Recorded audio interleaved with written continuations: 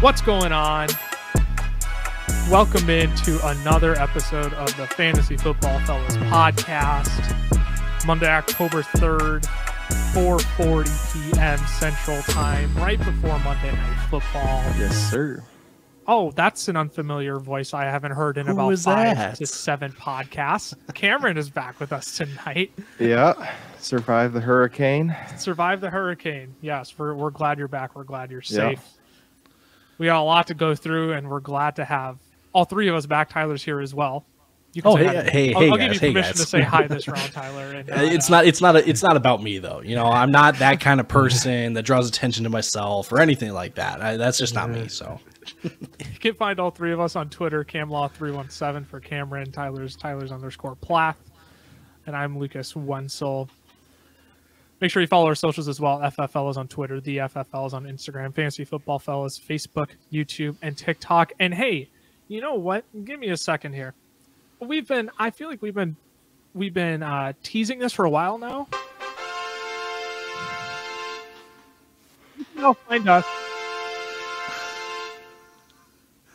It deserved to. I thought I turned the loop. You can find us now on the Sleeper app. And there we go. Video widget. On the right side where you find all of your waivers and all of your trades and everything of the sorts there. You can find us in their videos widget. Our content is going up there weekly. Make sure to check that out. We are super stoked to be partnering with Sleeper. I'm surprised we didn't mention that on Saturday's episode, Tyler. I feel like we dropped the ball there. Well, it was early on. It could never. No, I mean it was like 7:30 in the morning. It's like that's true. It was early. Outrageous. It was outrageous times in the morning because we are that dedicated to this thing that we some things just slip our mind. It happens. It does. But hey, if you want to be kept in tune with everything else outside of Sleeper and our videos being put up there, if you want our weekly rankings, if you want weekly waiver wire advice on player props as well, trade advice, everything of the sorts, make sure to head over to our Chalkboard for a community of fantasy football league winners. It is a group chat. It is like Discord, except a whole lot more fun. We love Discord too, but Chalkboard is where we're at now. You can find that down in the description of the audio podcast or YouTube video you are watching. All right, we got to get to a lot of content today. We have a lot. We got week 4 in the books. At least by the time you all get this podcast, week 4 will be in the books. We got all of Sunday's action. But before we dive into that, let's briefly bring up a few overreactions to calm the people's nerves a little bit, get them back in check. We need to keep our audience in check here, keep things in perspective. So, Cameron, since you're back, I'm going to let you take the mic first. What is the biggest overreaction you have seen out in the fantasy community thus far that managers need to relax about? I think it's that J.K. Dobbins is the biggest sell high in fantasy football right now. I agree with that. I think that's an overreaction. I think it is as well. I think that J.K. Dobbins, this is a sign of things to come. Now, when Dobbins in the last 9 games of 2020, when he took over, he was on pace, a 16-game pace to have 20 rushing touchdowns. This is a team that when they get near the goal line, they want to run the ball in. And so I don't think it's out of the realm of possibilities that he at least has goal line work every week from here on out. So I think that he is a guy that you should keep, and I think he's a guy that you should be buying in on right now. I definitely agree with that. If you can still get him, if people are ready to sell high on him, like chances are they're willing to probably take less than full price on what J.K. Dobbins will be worth. I mean, still 17 total opportunities, got 4 receptions even, right? And 2 touchdowns on that. They want to give him the football around the goal line. I definitely agree. I think and against Buffalo, stout defense. Yeah, I totally agree. I think he's an awesome, he's officially back kind of player. Tyler, what about you? Biggest overreaction you have seen from week 4? I've seen a lot of people bring up Dalvin Cook as one of the bigger disappointments of fantasy football this year, and going to the extent of saying that the man is washed. Yikes. Overreaction. Okay, here's the thing. Dalvin Cook, just like every other player on that Vikings team, is adjusting to a new offense, because I didn't really think about this until I heard Ben Lieber bring this up on the Vikings Entertainment Network. Shout out to that guy, because he's a genius. I love Ben Lieber, former Minnesota Viking. True. Dalvin Cook has, for the past, 4 or 5 years, he's been running behind CJ Ham. Okay? CJ Ham is not involved, or not as involved in this offense as he used to be. So now it's a single back, which is very different for Dalvin Cook. And not saying that he can't do it. He actually can do it. But there's an adjustment period. He will come back. He will start scoring, because that's the other gripe, is that, everyone's saying he's not productive. He's still getting like 18, 19, 20 carries or more a game, and he's putting up decent yards per carry. He's just fine. Once he finds the end zone, then you will reap the benefits of taking Dalvin Cook in the first round. Don't panic. He's just fine. And he got a stout defense this week against New Orleans. And he didn't look half bad against New Orleans. That's the other thing. It wasn't an awful game from Dalvin. But again, when he doesn't find pay dirt right now, it's a little bit painful. The growing pains are more painful. I definitely agree. All right, I got to say it. Clyde Edwards-Helaire is back. Except I don't, I'm so torn on Clyde, man. Here's the thing. He had a lot more opportunity. Okay, I have to pull up his exact rushing numbers. I don't have them right in front of me, but the Chiefs were up, so they're running the ball the entire second half. There was a whole series where Clyde, I think, got 4 rushing attempts in a row after he only had 7 through the first 2.5 quarters. Right? I'm still convinced Clyde is a sell high. I don't want to deal with his ball. So 19 rushing attempts for 92 yards. Decent high. That is over double what he has seen. He almost doubled his carries on the season. 14, 22 through the first 3 weeks total, and then 19 on a 56 snap share. Part of me is they're up by a lot, so you want to have your running back in the game to burn out the clock. Other thing is, everyone was applauding Patrick Mahomes for that crazy shovel pass touchdown. Do you know how fluky that was? Yeah. That was Patrick Mahomes, broke a tackle, spun around, saw Clyde, I'm going to just flip it. And Clyde just happened to be right place, right time, right? There's just so many things every single week. Only had 2 receptions, or two targets, 1 touchdown. So it was all rushing work this week for Clyde. There's too much volatility. There is no consistency in the production he's giving me outside of I see 15 plus fantasy points every single week. That's not enough to keep Clyde around for me. I am still selling high. I don't think if you want to keep a guy on your team, it's I got such great value on him in the draft. Again, I'm going to say this again. I'm going to get you Dalvin Cook in the 7th round. If you go sell high on Clyde Edwards, I'm going to get you Alvin Kamara in the 7th round. If you go trade, those guys have a likely chance of bouncing back and outscoring Clyde rest of season than Clyde does. There's a guy in our TikTok comments who said you have to delete, he jokingly bet because he was a troll.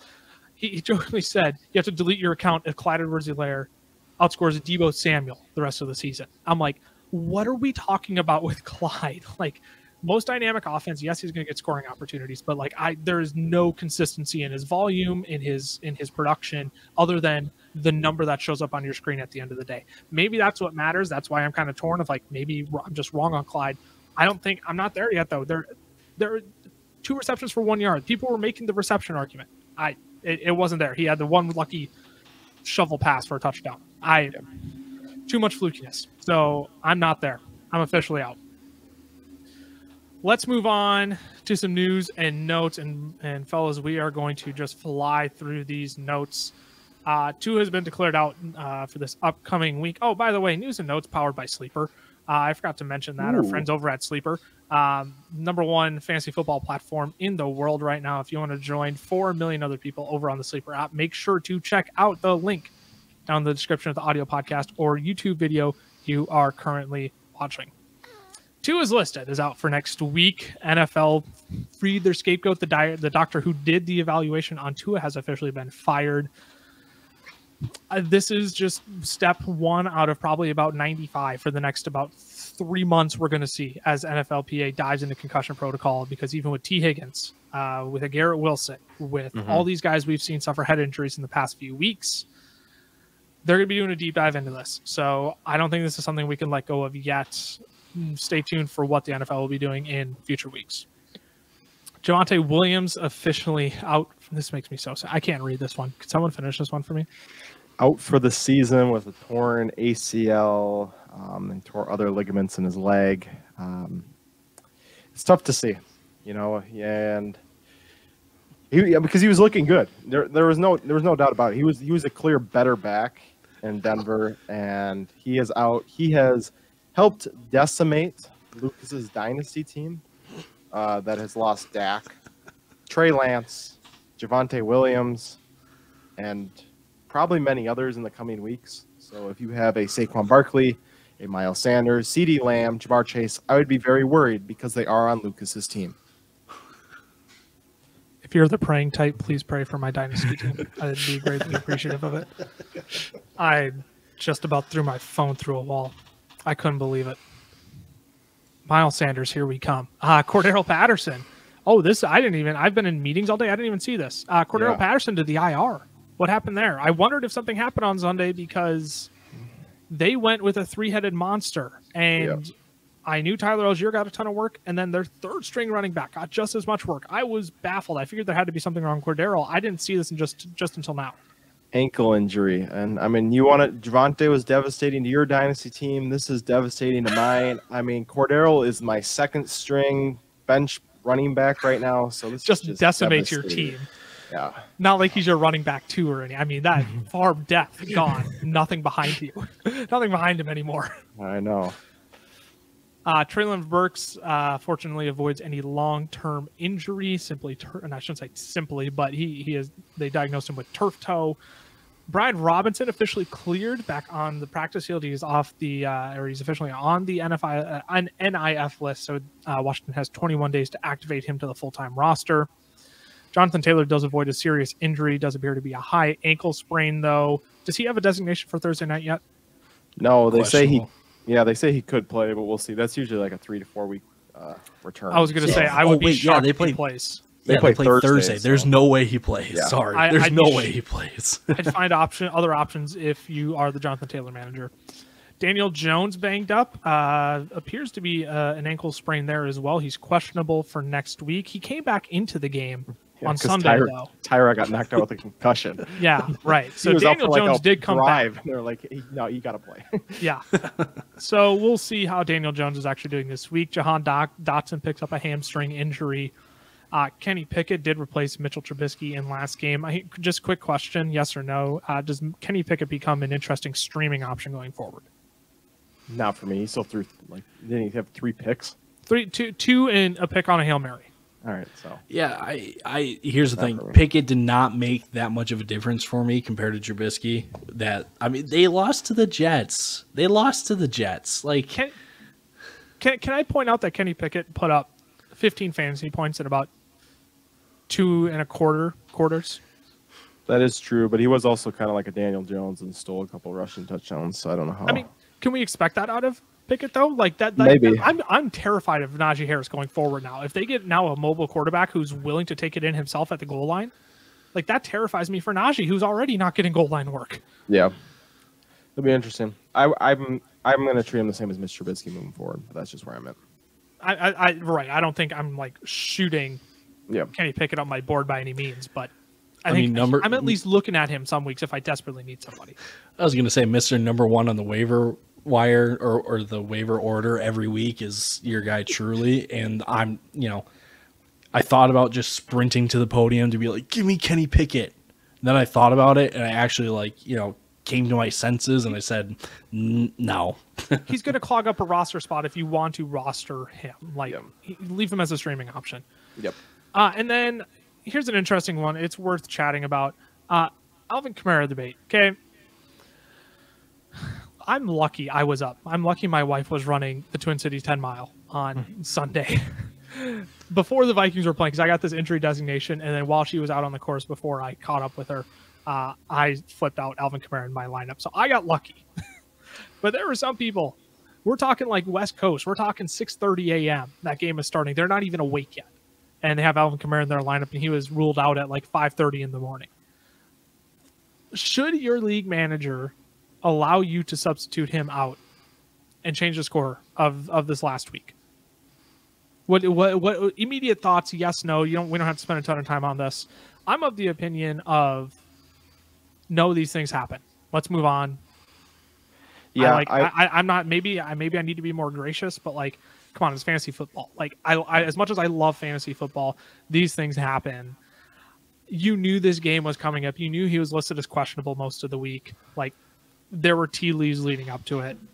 And it happens. It happens. It almost happened to me. Yeah. I think it just depends on what type of league you're in. If it was our dynasty league that we're in, no, not a chance.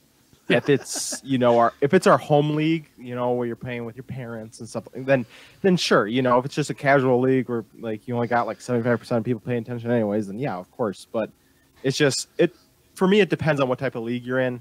But it is something now that your league should vote on moving forward. Of this happens, which way are we going to go with it? Yeah. But I think if it's a competitive league, like you said, wake up at 6 and check your lineup. I guess what's the difference in this scenario with Alvin Kamara compared to someone in your lineup that gets hurt during warmups, right? Like, yeah, obviously you're awake at that point, but like, I don't really see a big difference to the point of like, oh no, you should be able to sub a player out.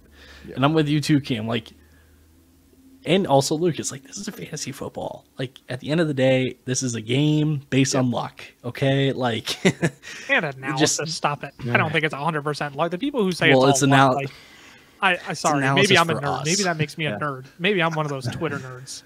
It's analysis for us, but again, like, this is just something that you do for fun with your friends. I know you play for money, but again, like, you just move on. It's 1 week. Yeah, exactly. That's my thing too. If it ruins your season over 1 week, then that's on your team, not on. That's not on Alvin Kamara, right? No. So, Ryan Wembley, he does. Just draft better, dude.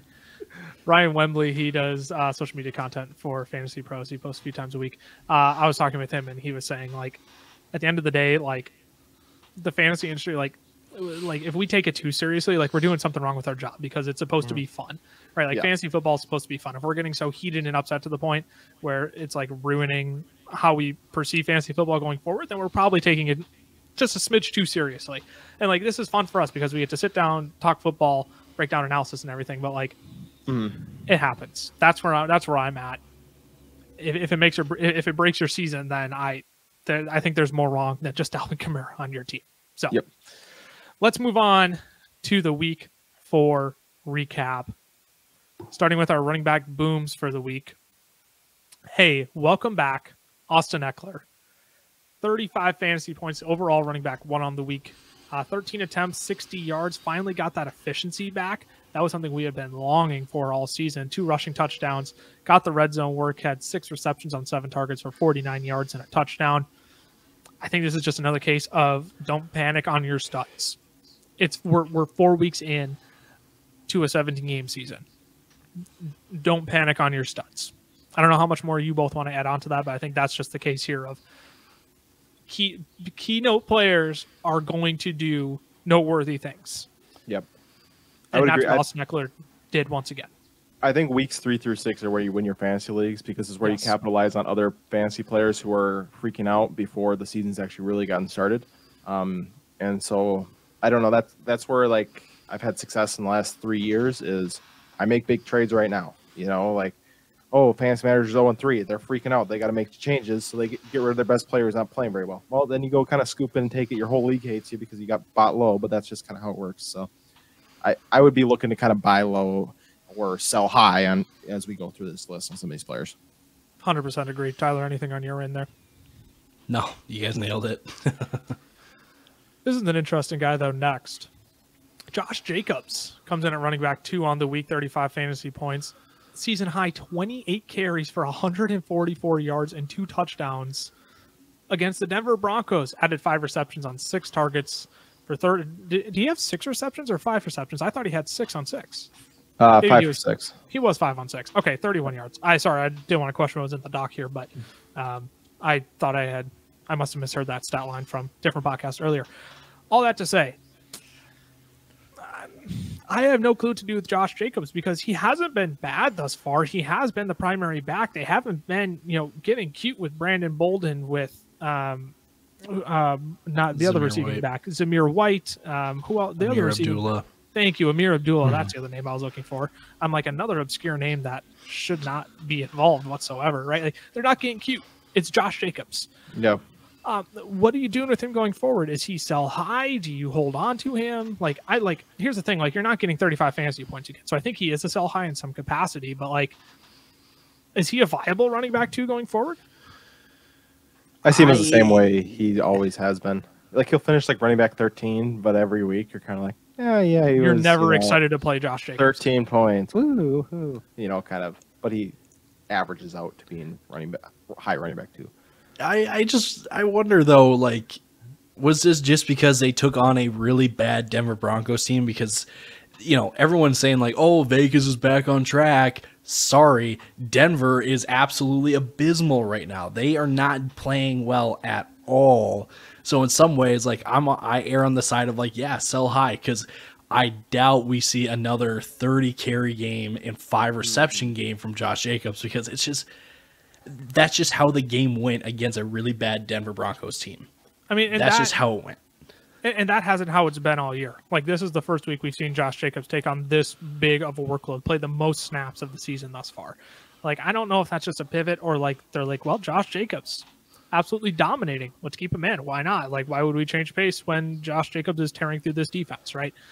Which somewhat unexpected. I thought this Denver defense would be a little bit more stout against Josh Jacobs. That being said, I'm with both of you. Like, I'm fine if you want to hold on to him. I also think you can go flip Josh Jacobs for a pretty penny right now and pay dividends on it later, because his production will come down, and whoever you do snag, their production will probably come up, because you will be able to go big game hunting with Josh Jacobs after this week. Like, Josh Jacobs is a big enough name where people will say, you know what, he has been a top 12 running back the past few years. And people will buy into that, where it's like, all right, he's here, he's back. Like people will do that. People will find Josh Jacobs enticing enough. He's not as ugly as I shouldn't say ugly, but he's not as enticing as ugly.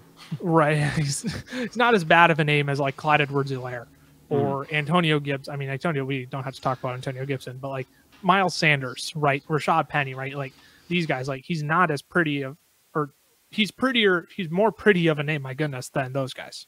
So I think he does have a little bit of name value there that you can tap into. Honorable mentions at running backs. We got Miles Sanders. Goodness, 30 fantasy points for him. I mean, part of that is just like playing in a downpour, is it not? Absolutely. Like, I would agree.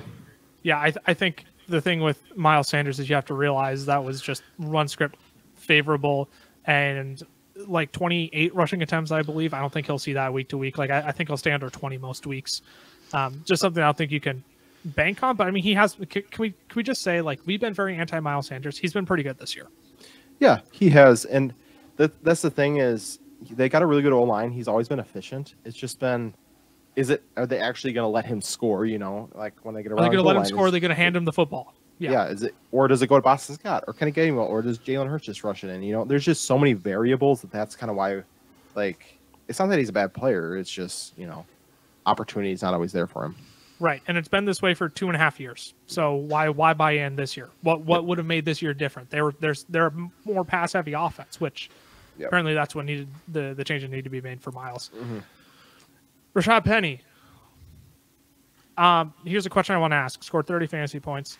Is Rashad Penny back? And let me explain back, because I'm not talking running back one the last 5 weeks of last year back, but I am talking he was borderline droppable last week. Yep. And had he not performed this week, I think he would have been a drop candidate. Is he back? Are you willing to trust him in your lineups going forward now? Or is he just totally matchup dependent? I say I don't trust him enough to be a starter just yet, because what did he finish with? 17 carries? Yeah. Right. I believe so, yes. But at one point he had 10 carries, and the efficient and like his yards per carry was outrageous. Okay, like I need to see another week, because here's the other thing: Detroit has pretty much let up the most amount of points to everybody, right? Like, they just bleed points. So give me, I mean, here's the thing: like what happened to him against San Francisco, I think happens again when he plays a more stout run defense. Yeah. So I can't put him in the lineup, but I'm absolutely holding on to him still, because that game against Detroit showed me he's still capable. It's just a little more matchup dependent than I was thinking when I drafted him. Yeah, my thing is Seattle's going to be a lot of shootouts. where they're coming from behind. And Rashad Penny has 5 targets on the season. So he's not a guy that if they're in a negative game script is going to be scoring you a lot of points. He has to find the end zone, or he has to have a matchup like this where he just absolutely exploits it for 8 yards a carry. And to be fair, he did this exact same thing last year to Detroit when they routed them. So I do think he's matchup dependent. I keep him on your bench, but he's very matchup dependent. Another guy I'm looking to go sell high right now. I'm trying to find somebody who believes in the magic of Rashad Penny being back. Yep. Crazy stat about Detroit. You ready for this? I couldn't believe when I saw this today. Number 1 overall offense right now. Number 32 ranked defense right now. So if they play Detroit, play all your Detroit Lions. Also play whoever is against Detroit because they will have a big week. Any game against Detroit just screams fantasy production on all ends. Yep. Our guy, Damien Pierce, 26 fantasy points. Tyler, you made the audacious. You made the claim on the Stardom Saturday episode of I had said he was a flex play going forward. You said he's a running back 2 going forward. I think I'm in agreement with you here. Damien Pierce should be locked into your lineup almost every single week now, especially if you're struggling at the running back position. He should be in your lineup. It's nice to see Christian McCaffrey catch some passes this last week. 26 fantasy points. Thankfully caught a touchdown, elevated him to a top finish on the week. Jamal Williams obviously torched Seattle's defense as well, just as we were expecting. CEH, man, Clyde, 22 fantasy points. He keeps doing it. I don't know how, but we'll see going forward because he put up 22 on the best run defense in the league and ran for 92 yards on 19 carries, excuse me. We'll see. And then J.K. Dobbins also 22 fantasy points. Definitely 2 names to keep watching going forward, and Clyde and J.K. Dobbins and what they can do for your lineup each and every week. Yep. Wide receiver. Oh, was someone going to add something there? No, I was just agreeing with you. Wide receiver booms on the week. Justin Jefferson. Man, I thought Marshawn Lattimore would have a little bit more control on him, but nope. JJ had his way. And this is something interesting I saw. I saw this floating around Twitter a little bit. Marshawn Lattimore typically struggles with good route runners. I don't know if you've noticed that. It's not even just wide receiver ones that like he puts the clamps on. It's Mike Evans, not the greatest route runner in the world, just a big body who can go up and get physical. And Marshawn Lattimore can get physical with you, and that'll throw you off your game. But you get a Stephon Diggs. You get a Justin Jefferson. Devontae Adams even, right? Guys who are incredible route runners. Marshawn Lattimore I just isn't the same cornerback. 10 receptions on 13 targets for 147 yards and a rushing touchdown for Jefferson. I mean, everybody who was saying, like, maybe Jefferson isn't cut out to what he thought he would be. No, he's still great. He's still Justin Jefferson. Yeah. I mean, they moved him around this week. That was the difference. They didn't leave him outside the whole time. And so I think, obviously they're going to go back to it because when they've done it, in the 2 games they've really stuck to it, he's just exploded. So if he's open, Kirk's going to look his way. And he should have had another receiving touchdown on the day, too, but Kirk was wide open. Oh, my God. So. That was brutal. Yeah. I was texting with our friend Max Jacobson. You know him as Fantasy Football AZ. And he literally texted me. He goes, bro, that Jefferson drop was brutal. I'm like, yeah, man, don't talk to me about it. Don't talk to me about it. Yep. Still, wide receiver 1 overall on the week. And hey, another guy I just brought up, Mike Evans, wide receiver 2 on the week with 30 fantasy points, 8 receptions, 10 targets, 103 yards, 2 touchdowns. I mean, look, he's Brady's 1 right now. He will be the rest of the season. I have a scary feeling the Bucs are going to be in a lot of games that's going to require them to throw, especially with teams like the Chiefs. Any team with a high-powered offense, the Bucs are going to be forced to throw. I mean, when you get a Carolina, right, like Mike Evans may not be as relevant, but like this Bucs team is just not the same. They are not the same team of the past 2 years. And I think that's only beneficial for Mike Evans going forward. Because even with Chris Godwin back, Godwin had 12 fantasy points, I believe. Like, Mike Evans still putting up a 30-piece. Yeah, the biggest thing last year for Mike Evans was Rob Gronkowski, and he's not there anymore. And he's not there. That was Brady's guy over the middle. That was Brady's guy in the red zone, and now he's not there. So now it has to be Mike Evans. So very high Mike Evans rest of the season. I think it can't be stated enough just how important Chris Godwin is to this Bucs offense. 100%. Because it opened. I mean, there's a noticeable difference in how open the field looked and felt with Godwin and Evans on the field together. Yeah. And I think you're going to see that benefit Mike Evans more than Chris Godwin, unless you get the New Orleans Saints, to which I'm starting Chris Godwin over Mike Evans 10 times out of 10 at those games. Mm-hmm. Honorable mentions here, 2 from Thursday Night Football, Tyree, Kittle, and T. Higgins. Tyree Kill's been great this year. We don't need to diagnose anymore there. T. Higgins, though. Like, what are we thinking going forward? Ty, you and I focused on Jamar Chase on the Start 'em Saturday episode, but T. Higgins, I mean, I know he's locked into your lineup every single week, but what's the ceiling for T at this point? Because he's been outscoring Jamar Chase. It's got to be wide receiver 1. I mean, he's just such a red zone. Not the wide receiver 1, but a wide receiver 1. Okay, I was going to say, okay, we're going there. Just because he is, I mean, he's 6'4", 215 pounds, and can out jump everybody, and he's a good route runner on top of it. So, I mean, Burrow's going to find guys. I think he'll still have a couple games like he did last year where it's like 7 points because Jamar Chase has 40. Right. But I still think end of the year, I don't see why he wouldn't be a wide receiver 1. It's going to be my little, homework assignment this week is to watch all the Bengals games and see not so much what the difference or what's different with Jamar Chase this year compared to last year, but what did we see in the Miami game that can actually, give a bright outlook to a T. Higgins, right? Because it feels like we've been waiting for a game like this from one of the Bengals wide receivers. Yeah. And I mean, the game against the Jets, it was Tyler Boyd, but that was because he took a 60-yard slant to the house, right? That's the only kind of big wide receiver performance that comes to mind, at least. But again, I want to see what it is in this Bengals offense that is so different, because when you think Jamar Chase, you instantly think 20 points. When you think T. Higgins, you think at least 13, 14, 15, right? What's not now. Right, it's inverse. So what's happening? And maybe I'll report those findings on the Start 'em Saturday episode. Tune into that. Or maybe even the weekly preview. Who knows? Who knows? So you better tune in. I've been on T. Higgins as a wide receiver 1 most of the offseason. I was the one who initially started that campaign around here of T. Higgins, wide receiver 12. I think he has wide receiver 1 upside. Yeah, but he's too inconsistent. I mean, when he was on roughly the same pace as Jamar Chase, just less yardage, that instantly made me think, why can't T. Higgins do it then? Yep. Currently the wide receiver 7. Let's cruise through a few others. DK Metcalf, 22 fantasy points. Again, when you play Detroit, you got to start everybody, and DK Metcalf showed why. CD Lamb, is he better with Cooper Rush than Dak Prescott?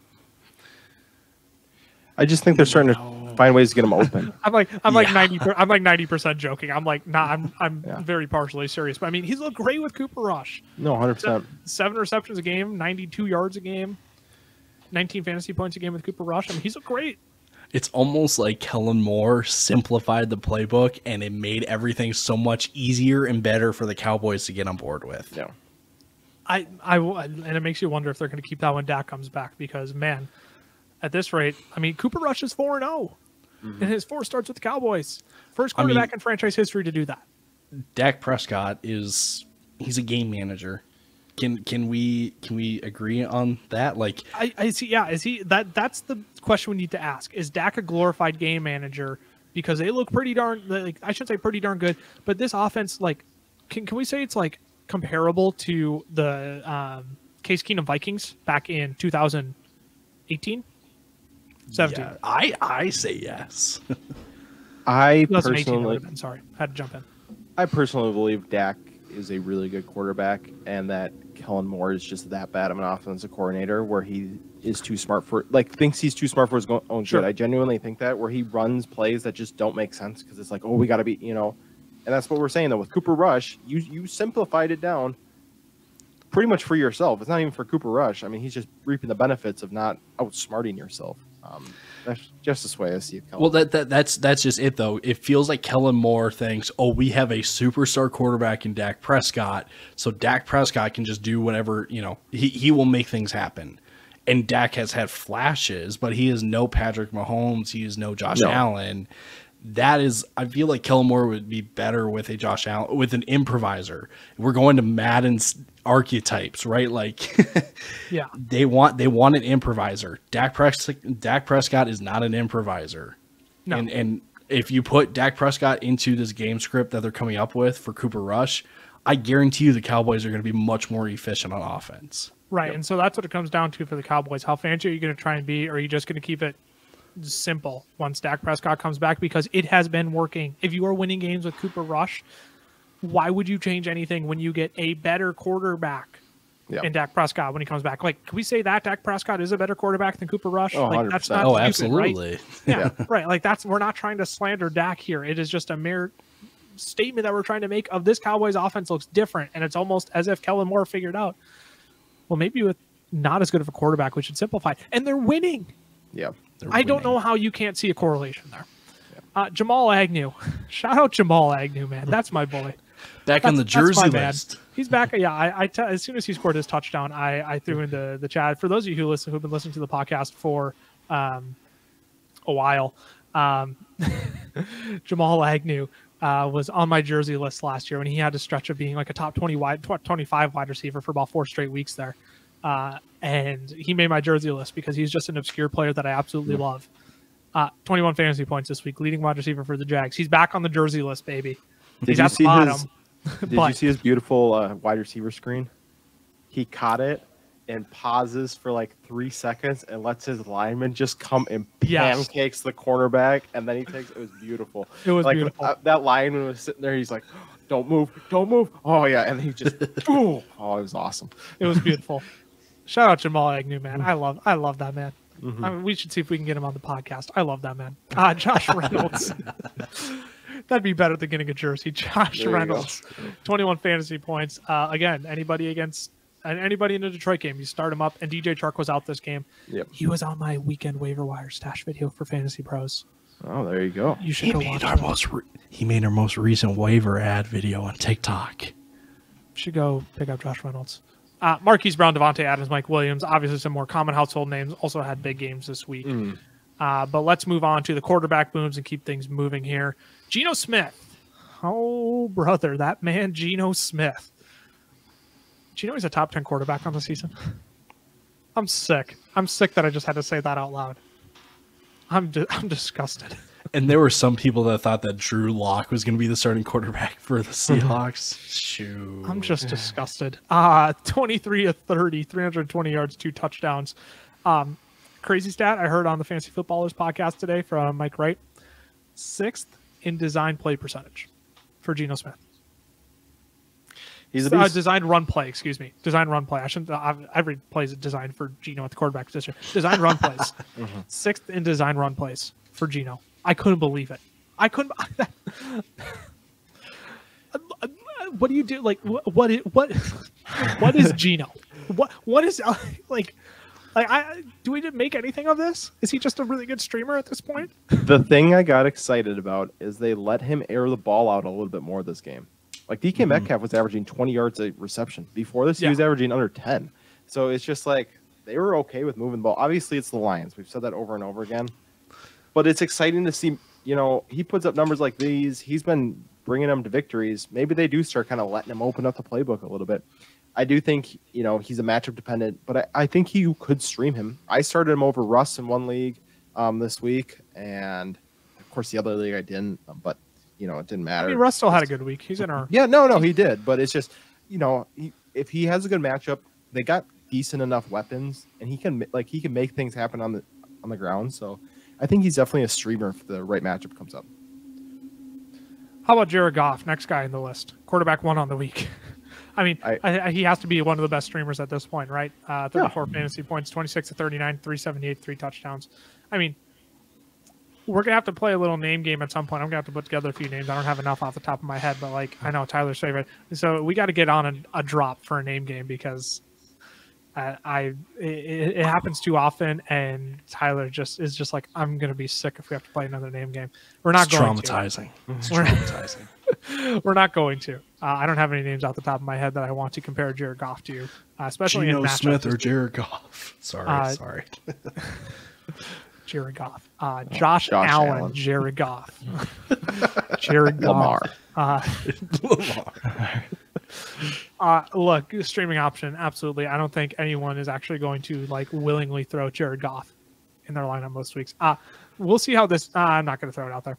Scratch that. Jared Goff, definitely streaming option almost every single week now, with the Lions being ranked number 1 offense and the 32nd ranked defense. Goff is going to get plenty of usage. Yeah, maybe not this upcoming week because they play the Patriots, but every week after that, absolutely. Sure. Let's transition on that note. Russell Wilson, hey, good to have you back, Russ. 17 of 25, 237, 2 touchdowns, had a rushing touchdown as well. This wasn't a pretty game from Russ. It was a fantasy pretty game from Russ, but not a real pretty NFL game. So what are you doing with Russ after this week? I'm still a little panicked because Vegas has proved they don't have a good defense. Right. And in a game where you are losing, the fact that he only had 17 completions is just crazy to me. Only 25 passing attempts as well. It's just, why are you, and the why is every time we're looking, it's Eric Saubert down the middle. Like, why is that the guy that you're highlighting as part of your offense? Ty's been on this rant before, but it's, you have Sutton and Judy. Why are they not more involved? They were more involved this game, but it's just, I don't know. Judy only had what, like 6 targets though? Yeah. Sutton only had 7? Yeah, like they're not. Those are guys who I'm thinking Sutton should be getting 10 targets a game. Judy should be getting somewhere between 7 to 8, right? Sutton's 8 to 10. Judy somewhere between 7 to 9. KJ Hamler. Here's the thing. KJ Hamler, Kendall Hinton, and Montrell Washington all combined for the same amount of targets as Jerry Jeudy. There's no reason why that should be the case. There's no reason why that should be a reality. Yeah, so look, if I'm a Russ manager, I'm looking to kind of get out of it while I can, while the selling's good here. I would go sell high on Russ, I think. Yeah. I would go 2 guys I would go try and get with Russ. Justin Herbert, Kyler Murray. Those are the 2 top names on my list right now. I look at Kyler Murray's matchups coming up. Get Seattle this next week. Nice match, or not a match, tough matchup with New Orleans the following week, but then gets Minnesota and Seattle again. Yeah. So I will go get Kyler Murray while you still can. He's still the quarterback 6 on the season, but he hasn't been a pretty quarterback 6. That is for sure. And Justin Herbert, better days are going to be ahead for Justin Herbert. So I wouldn't panic on Herbert by any means either. So yeah, I would go try and flip Russ for one of those guys if you possibly can. Yeah, I would agree. Tom Brady, 25 fantasy points. Nice to see a good week from Tom. This is what you're going to get in a high-scoring game with 2 high-powered offenses, though. Josh Allen, you expect him. Mahomes, Kyler, Herbert, again, all guys that you expect to perform well. Daniel Jones with the 22 fantasy point week. Again, keep in mind that ankle sprain. You're really only looking at him in Superflex leagues anyways. And Zach Wilson, baby. Everyone else sucked on the Jets except for Breece Hall and Zach Wilson, because that's who everybody played was Zach Wilson this week, and really had his day saved by a receiving touchdown, if we're being perfectly honest. No, 100%. Tight end booms. We're going to have to get in some busts. We're going to have to fly through those. TJ Hawkinson. Oh, man. Threw up a 40-piece, baby. That was beautiful for my dynasty team. That was my one saving grace of, well, my dynasty team absolutely smashed, even though Javonte Williams decided to, screw me over for the season. Yeah. I'm just choosing to look at the positives. 8 receptions on 12 targets, 179 yards and 2 touchdowns. I think you will agree with me on this. Product of Amon-Ra being out this week. Yeah, Amon-Ra and Swift being out, I think definitely helped. Inflated that a lot. And Swift. I didn't even think about Swift. Yeah. Both Amon-Ra and Swift being out. And Chark. And Chark, yeah. I not to leave out DJ Chark, but I think that's a factor. Yeah. No, I mean, it was just kind of a product of he's the only guy left. It'll be interesting to see, though, with him being this productive, if they do start calling his number again. Because he showed in this game, he's not a bad receiver. He's a good receiver. So I don't know. I think he'll be better moving forward, but this isn't even close to sustainable. No. And here's the thing. I'm not looking to go sell high on TJ Hawkinson either.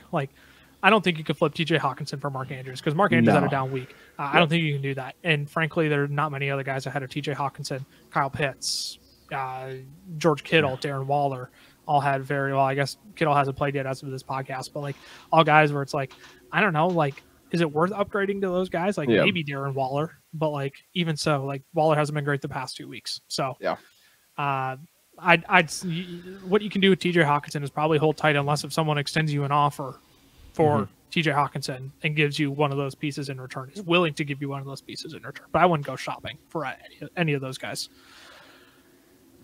We get to talk about my favorite player in the whole wide world next. Mo Alley Cox.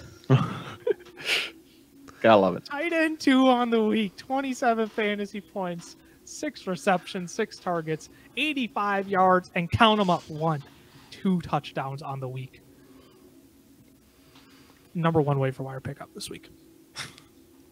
Let me go delete our video real quick. No, that's just me being totally biased towards my favorite player in the whole wide world, Mo Alley Cox. This is what I was expecting. I didn't expect it to be Jelani Woods. This could have been Mo Alley Cox. I mean, granted, Jelani Woods did his best O.J. Howard impression. Yeah. Mo Alley Cox, tripled his receptions and quadrupled his yardage and put up the same amount of time. Like, Mo Alley Cox, the greatest tight end. Tight end 3 outside of Mark Andrews and Travis Kelce going forward, if you ask my opinion. They're not laughing, they're rolling their eyes. Yeah, I'm not adding anything. It's now Mo Alley Cox season, baby.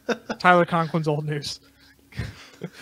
Oh, if you're listening to this, don't take any of that as serious. I just have an unreasonable love for Mo Alley Cox. Travis Kelce, obviously you expect him to be top 3, 9 receptions on 10 targets for 92 yards and a touchdown. A few honorable mentions here. Gerald Everett, tight end 4 on the week, 17 fantasy points. I think as long as Keenan Allen's out, Everett has to be a starter every week, even though it didn't look great against Houston. He's averaging 12.5 fantasy points a game. That's crazy to me. That's top 5 tight end range right there. Donald Parham being out, I think, has just done wonders for his value, because this is what we were all thinking from give me his name from last year.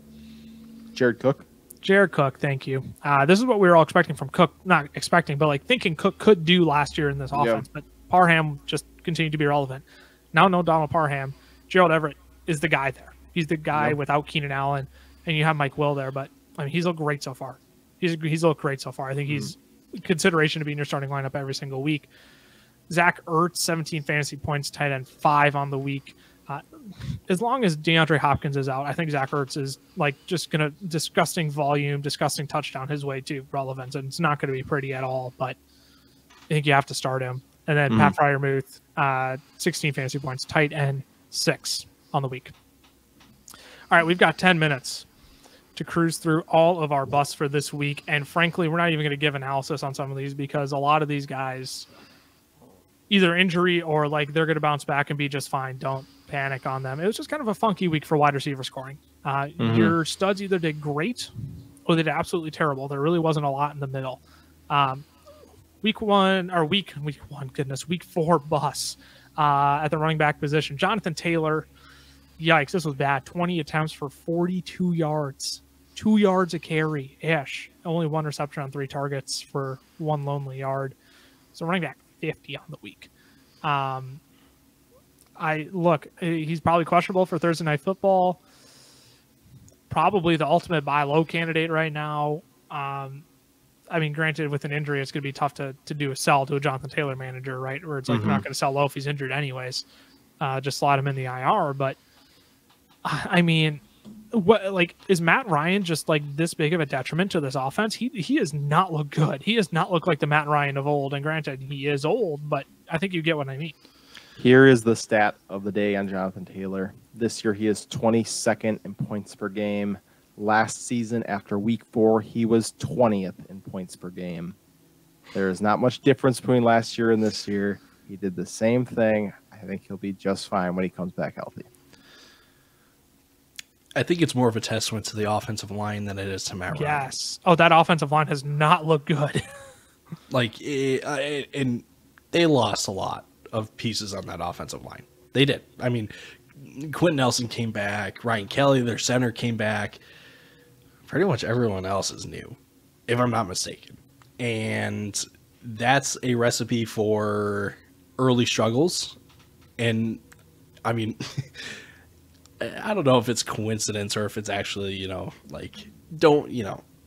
that stat on JT. I don't know if it's coincidence or not. But, again, we didn't panic on Derrick Henry. Look what happened. We didn't panic on Austin Eckler. Look what happened. JT will be just fine. Yeah. He will be just fine.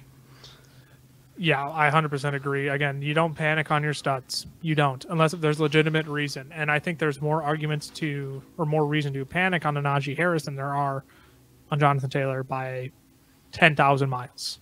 So I agree. Don't panic on JT. You're going to be without him for this week and probably maybe next. We'll see what the injury report actually says. But yeah, I agree. Don't panic on JT. James Robinson, yikes, 2.5 fantasy points. Running back 65 on the week, excuse me. I mean, this team just got dominated. They jumped on the Eagles, and the Eagles just smacked them upside the head and just got stomped the rest of the game. Nothing really they could do on Trevor Lawrence with 5 turnovers as well. That's not going to do James Robinson any favors when they can't keep momentum on offense. Javonte Williams obviously left the game early with an injury. I just nothing we can really say there. And then Tony Pollard, honorable mention here, 3.5 fantasy points, running back 59 on the week, only 8 rushing attempts. And what happened to Mr. Efficiency? I saw your eyes light up. I said Tony Pollard 8 attempts for 6 yards, and your eyes, I got all right. I am just the Tony Pollard truthers were awfully quiet this past weekend, and I don't know. This just comes with the simplified game plan of let's give Cooper Rush a bona fide rusher in Ezekiel Elliott. And sure, Ezekiel Elliott didn't have the greatest game. He was sure better than Tony Pollard, though. Yeah, it's sure better than averaging less than a yard per attempt. I mean, that's rough. Let's move on to the wide receiver bus before we tear into Tony Pollard too much, because I think the people know our stance on the Zeke Pollard situation. We'll start off with Drake London here. Not a ton of studs on this list. If you started your studs, they performed well this week. Drake London, only 3.7 fantasy points. This man had 7 targets, could only come up with 2 receptions for 17 yards. That Browns-Falcons game was like disgusting. It had to have been one of the worst games to watch this year. And I know there was points scored, but that was not a fun watch at all. No, it doesn't help when the Falcons put up almost 200 rushing yards in the second half alone. Right. Yeah. That doesn't happen every game. No. I thought for sure Drake London would smash his over at 56.5, and I was dead wrong. But hey, the next guy on this list, I thought he would absolutely smash too. He was my start of the week, Marty Cooper. Yikes. 4 targets. This is what I'm terrified of with Jacoby Brissett, right? 1 reception, 4 targets for 9. This is exactly what I'm terrified of. Because I don't know if I can trust Amari Cooper ever again. I don't know what to do with Amari Cooper at this point. 1.9 fantasy points, a wide receiver, 91 on the week. Terry McLaurin. Look, after a big week last week, he had 12 points week 1, 13 in week 2. There's just nothing special about Terry McLaurin right now. 3.5 fantasy points, a wide receiver, 79 on the week. Again, a guy who I'm not excited about rostering. I'm not really looking to go out and target because he has been, maybe with Jahan Dotson with his hamstring injury. Does that make you any more interested in Terry? Are you willing to go out and buy low on him? No, I've been so off of Terry all year. I mean, Terry wasn't even in the top 24 wide receivers on my draft kit, so I've been so out on Terry all year long. This does not entice me one bit. This is where I thought he'd be at, honestly. So, so that's the thing with Terry. I was expecting probably somewhere between 10 to 14 points every week from him, which is what he's giving you, and it's not top 20 production. No. He's got an interesting schedule coming up. He's got Tennessee next week. I like then that. Then he goes Chicago, Green Bay, Indy. He gets a break game with Minnesota. Then it's Philly, Houston, Atlanta, and the Giants. Then he gets a bye. There's going to be no consistency with Terry, because I hear about 2 matchups that are great, and then a matchup that's going to absolutely be awful, and Carson Wentz is going to do Carson Wentz things in those games. Yep. If I can get Terry for a stupid low price, here, this next guy, Gabe Davis or Terry McLaurin, who would you rather have? Because Gabe Davis has been putrid. I lean Gabe Davis just slightly, just because that offense is just so high octane. But I don't know. The problem with Gabe Davis, I don't know how injured he actually is. Right. That's it.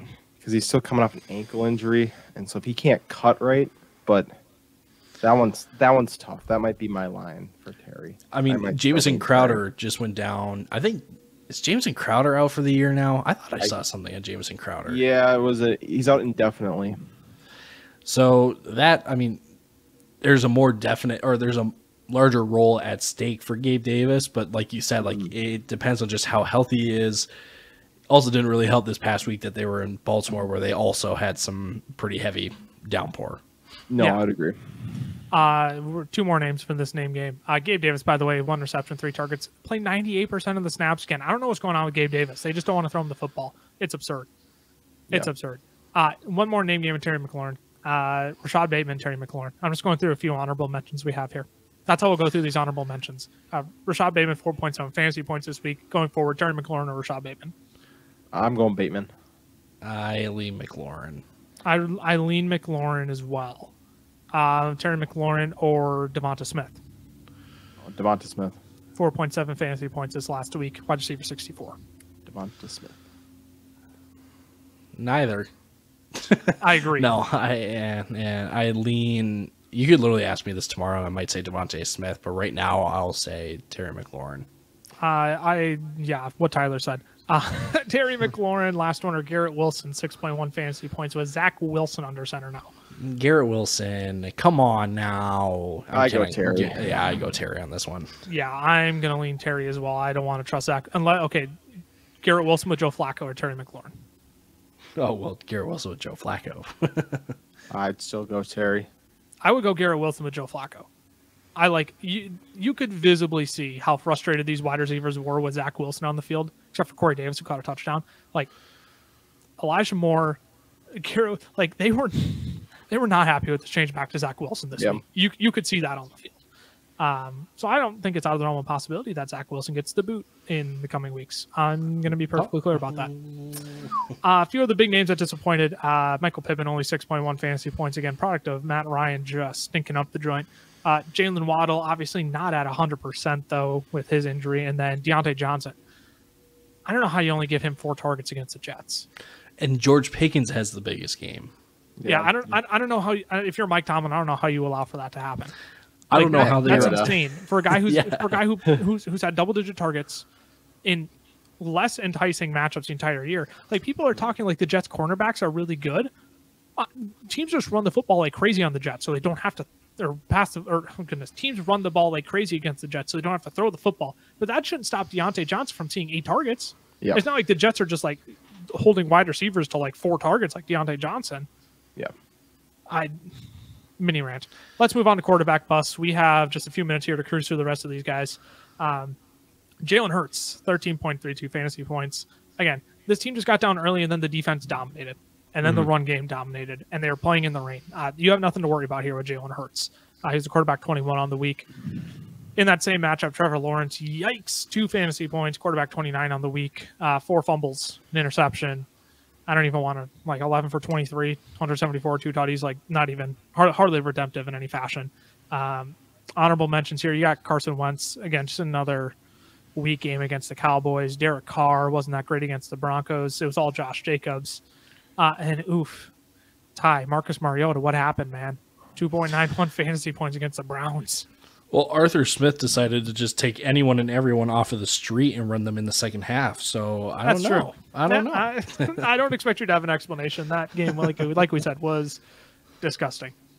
Tight end bust of the week, Kyle Pitts. Okay, I have a question on Kyle Pitts. 3.5 fantasy points, 1 reception, 4 targets for 25 yards. Is it time to cut your losses with Kyle Pitts? I'm with Tyler. We're both nodding our heads. So hard to see the upside right now. I've got to be honest. I don't want to, but I feel like you have to. It's just ridiculous. Lucas, you sent that graphic. It's Falcon snap counts.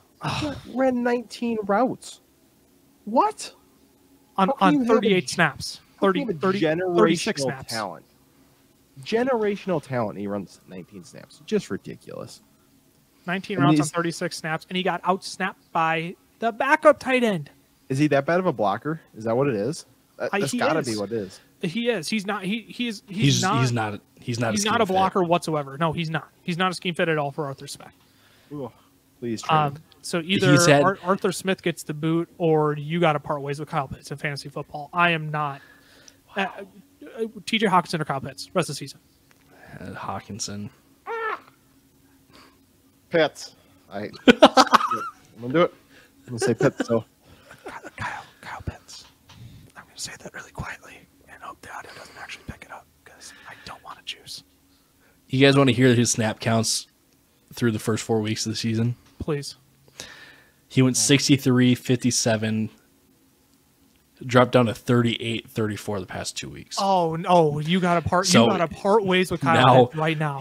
Maybe the better way to explain this is like the actual percentages of like the total snaps. Yeah. He went 84, 93, 67, 62. You got to get Kyle Pitts off your team right now. Like that. Sell him, please. Parker Hesse went 64, 66, 75, 87%. Yeah, they want run blocking on the field, and Kyle Pitts can't give that to them. And he's not going to run any routes if he's not on. You got to part ways with Kyle Pitts right now. Why? Can we just fire every coach in the NFC South? All of them. Rule, Arthur Smith. Todd Bowles could stay. Mark Andrews. We're going to move on. Mark Andrews, 3.5 fantasy points. Weird day for the Baltimore Ravens. When J.K. Dobbins was cooking on the ground, let him cook. I'm not worried about Mark Andrews one bit. Dalton Schultz, 0 for 3. I'm reading that as you're typing it out. 0 fantasy points. 0 receptions on 3 targets. Okay. I'm like, there is an update being made in the document in real time. I am lost right now. First game back from injury, though. Again, I'm not too concerned going forward because I think it's going to be the CeeDee Lamb show. Well, okay. So let me rephrase because I realize I just contradicted myself. I think it's still going to be the CeeDee Lamb show going forward. So I do have some concern for Dalton Schultz. At the same time, though, do I think he's going to be better than the other tight ends you drafted him ahead of? Yes. Hawkinson or Schultz? So I'm taking Hawkinson there, but they're drafted like neck and neck, right? So I'm taking Hawkinson over Schultz. But Pitts or Schultz? Pitts. You just took Pitts over Hawkinson. This shouldn't be a hard one. It's got to transfer over. Yeah, I'm going to talk about Pitts. I'm going to say this really soft again. Give me Schultz. I mean, the correct answer would be neither between Pitts or Schultz because if here's the thing, if we're gonna say who knows how healthy Gabe Davis is, then we have to say the same thing for Dalton Schultz. That's true. That's fair. I'll tolerate that. Darren Waller. Darren Waller, 5.4 fantasy points, tight end 27 on the week. Any concerns around Darren Waller at all? Like I'm always afraid of this with Darren Waller with Devontae Adams in that offense now. And granted, like Denver is a tough matchup against receivers. And again, I think this is just a product of Josh Jacobs going nuts. It's only going to be 2 players in that offense every week. It's not going to be 3. It's only going to be 2 because that's Josh McDaniels. Yeah, it's just if I'm looking at any tight end other than a Mark Andrews or Travis Kelce, I'm feeling very tempted to flip them for like a Gerald Everett plus. Because I agree. There's just no consistency. George Kittle is the only one I would have that hesitation on right now, just because of how well he did at the end of last year with Jimmy G. And so I want to see one more week if Jimmy G can kind of put it back together. But man, there is just no consistency for any tight end right now outside of Travis Kelce and Mark Andrews. I think it speaks volumes that Derek Carr is clearly trusting Mac Hollins more than Darren Waller. That scares the crap out of me. Come from? God.